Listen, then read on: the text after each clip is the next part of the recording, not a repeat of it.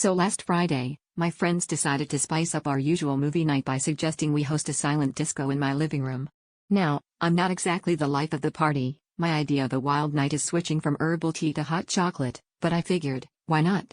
The idea was simple: everyone brings their own wireless headphones, we sync up a playlist, and dance like nobody's watching, because technically, nobody can hear the music anyway.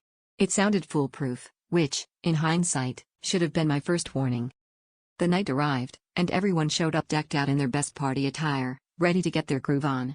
There was just one tiny hiccup: not a single person remembered to bring headphones. Not one. Apparently, the only thing silent about this disco was our collective memory. But we'd already moved the coffee table, rolled up the rug, and committed emotionally to the event, so we decided to just go for it. I queued up Spotify on my phone, held it up like Simba in The Lion King, and pressed play. The speakers were muted, but our enthusiasm was at full volume. What followed was a group of 5 adults awkwardly swaying, shimmying, and occasionally attempting a moonwalk to the soundtrack of absolute silence. Every so often, someone would start humming a song, but nobody seemed to agree on which one. At one point, my neighbor knocked on the door to ask us to keep it down, which was really just a polite way of saying I can hear your dignity evaporating through the walls.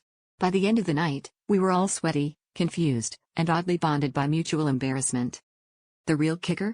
When someone finally asked what playlist we were supposed to be dancing to, we realized nobody had actually made one. Turns out, the only thing we were in sync with was our own awkwardness. So yeah, our silent disco was a real hit, if by hit you mean we all hit rock bottom together. Next week, we're thinking of trying interpretive karaoke. Just to see if we can lip sync our way to new levels of regret.